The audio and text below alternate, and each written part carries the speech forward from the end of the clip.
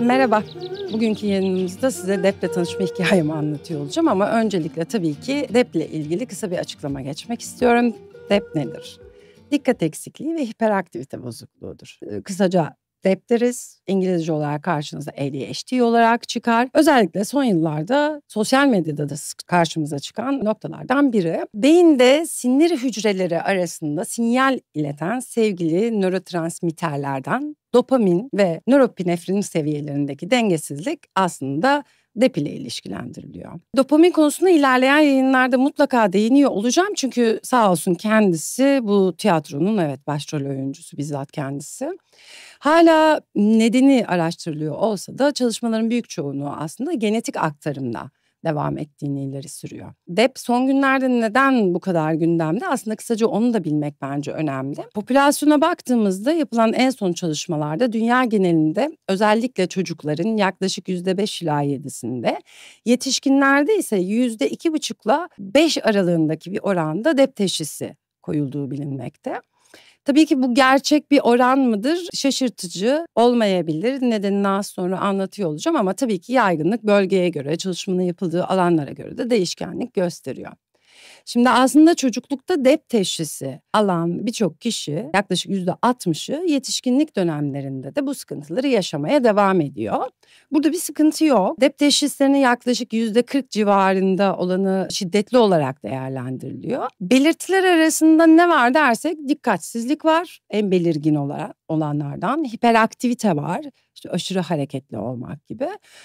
Bir de dürtüsellik var. Düşünmeden daha hızlı kararlar vermek, daha hızlı hareket etmek gibi. Genelde hatırlarsınız özellikle çocuklarda çok hareketli olan çocuğa bu çocuk hiperaktif denirdi. Dolayısıyla da bu yanlış olan bilgi aslında günümüzde de hala mevcudiyetini koruyor. Hala yaygın görüş maalesef var.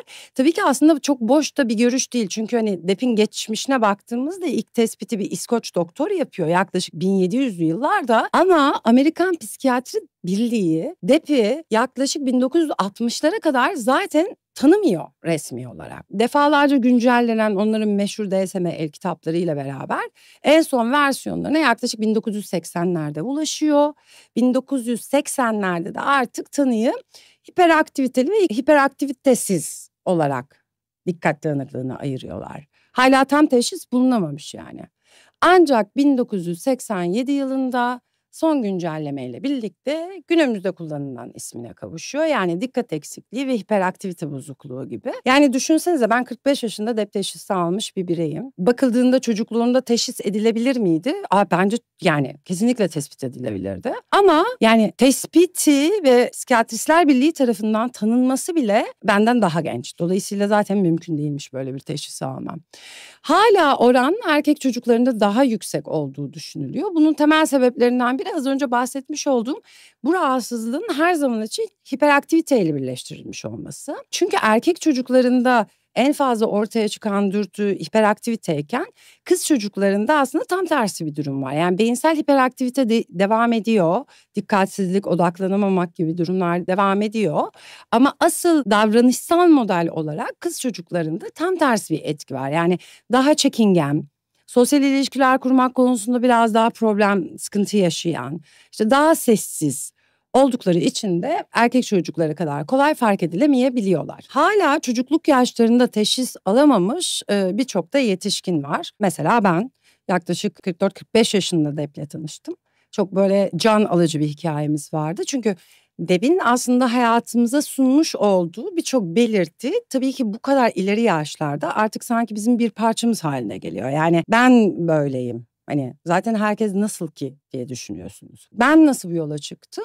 Arkadaşlarımın bolca serzenişleri. Arıyorlar, ben hemen döneceğim deyip 3 gün sonra ancak dönebiliyorum. Onun dışında sürekli ellerinde benimle ilgili şöyle bir kart var. Sen hatırlamıyorsun. Böyle söylemiştin. Sen zaten hatırlamazsın. Kesin unutmuşsundur.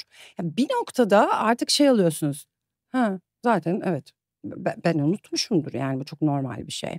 İşte etiketlemeler de böyle başlıyor aslında. Sonrasında bu konuyla ilgili biraz daha bilinçli olan bir arkadaşım dedi ki yani sendeki bu belirtiler aslında sanki DEP belirtileri gibi bu konuyla ilgili bir uzmanla görüşmek ister misin dedi. Sonrasında da benim yolum bir uzmana düştü. Çünkü merak ettim, gerçekten yorucu olmaya başladı.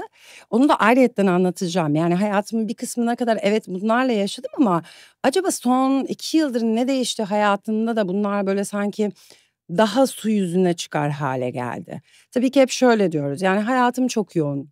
İşte çocuklar, ev, iş hepsi çok yoğun. O yüzden kafam bu kadar dağınık. Şöyle bir söz vardır, belki bilirsiniz ya da siz de kendinizde içselleştirebilirsiniz. Deplilerin hep acelesi vardır ve biz hep meşgulüz. Yapacak iş yokken de meşgulüz çünkü. Durum böyle olunca uzman bir psikiyatristle görüşmeye gittim. Tabii ki klinik bulgular var. Çünkü bu kan testiyle, MR'la vesaireyle tespit edilen bir durum değil. Seansa giriyorsunuz, şikayetlerinizi anlatıyorsunuz.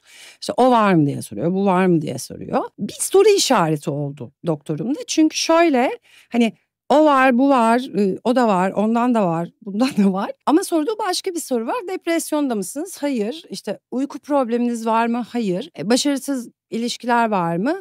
Hayır. Bunları soruyor olmasının ve sunmuş olduğum belirtilerle eşleştiriyor olmaya çalışmasını tabii ki Deb'i biraz daha anladıktan sonra anlayabildim. Çünkü uzun yıllar teşhis edilmeyen LEP vakaları bir psikiyatristin karşısına geçtiğinde ya genetik bir bağlantı bulduğu için kendinden şüpheleniyor ya da az bir oran işte bilinçli bir şekilde gidip bunu sorguluyor, ama diğer büyük bir kısım mutlaka eşlikçi bazı rahatsızlıklar nedeniyle aslında psikiyatriste başvuruyor. İşte yoğun uykusuzluk gibi, ardı ardına biten problemli ilişkiler gibi, iflas, finansal çıkmazlar gibi, ağır depresyon gibi sıkıntılarla başvurabiliyorlar. Bunun sebebi aslında temelde yatan dep sonrasında işleniyor, tespit edilmediği uzun yıllar boyunca farklı farklı eklentiler ve eşbirlikçileri oluşuyor. Ben bunlarla uyuşmayan bir model olduğum için muhtemelen doktorum da test önerdi.